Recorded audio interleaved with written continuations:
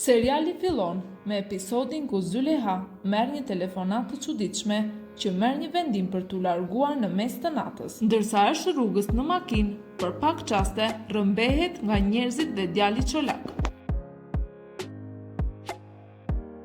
Fikret, duke e ndjerë thellë dhimbjen e mikut të tij, shkon menjëherë në shtëpinë e Çetin.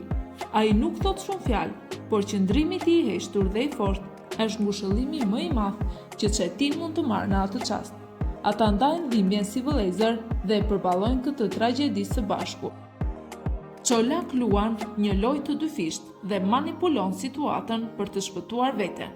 Pasi Züleyha rrëmbehet, Çolak shtiret i habitur dhe i pafajshëm, për të hequr çdo dyshim mbi veten dhe për të dukur si një njeri i drejtë në sytë e Züleyhas. Ai përdor dhunë ndaj të birit duke e goditur publikisht. Mehmet arrin të shpëtojë Züleyhan dhe përballet me Çolak, duke i kërkuar llogari mbi rrëmbimin. Por Çolak përpiqet të shpëtojë veten duke hedhur fajin tek i biri. Ai e manipulon ngjarjen duke thënë se djali im bëri një gabim, duke mos marrë asnjë përgjegjësi për ndikimin e tij personal mbi këtë ngjarje. Fjalët e Çolak janë therse për të birin, i cili gjatë gjithë jetës së tij nuk është ndjerë kur i vlerësuar nga jati. Në një moment dëshpërimi dhe ndjenjë të thellë turpi, ai nxjerr armën dhe qëllon veten. Pas rrëmbimit, Züleyha kthehet në shtëpi e plagosur. Mehmet qëndron pranë saj, i shqetësuar për gjendjen e saj fizike dhe shpirtërore. Ai kujdeset për të me butësi dhe përkushtim, duke u përpjekur t'i japë siguri dhe qetësi pas tmerrit që ka përjetuar. Züleyha në një moment i rrëfen Mehmetit se Abdulkadir ka qenë ai që ka vrarë Alir Ahmet. Mehmet i habitur nga lajmi që mësoi pikërisht nga Züleyha. Mehmet paguan njerëz për t'u infiltruar si punëtor pranë Çolakut, të mbajë atë në vëzhgim dhe të ketë kontroll çdo lëvizje ndaj tij. Fikret i shqetësuar thellë për sigurinë dhe mirëqenien e Züleyhas shkon menjëherë në vil për të parë me sytë e tij si është ajo.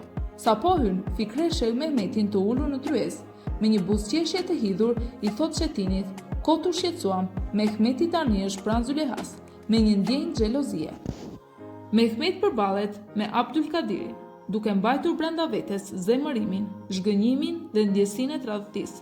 Me një zë të ulët dhe plot kontroll, ai i thot se ka bërë një gabim të madh që vrau një njeri të drejtë si Alir Ahmet. Abdulkadir përpiqet të mbrojë veten duke gjetur justifikimin se kjo vrasje ishte për të mbrojtur Hakanin.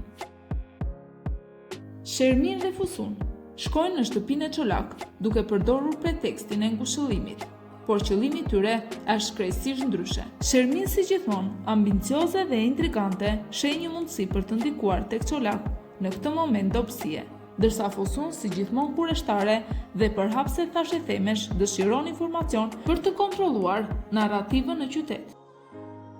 Duke darkuar me Çetin, Fikreti thot atij se Züleyha nuk duhet të jetë me dikë si Mehmet, sepse ai fsheh gjëra misterioze dhe se ajo nuk e meriton këtë.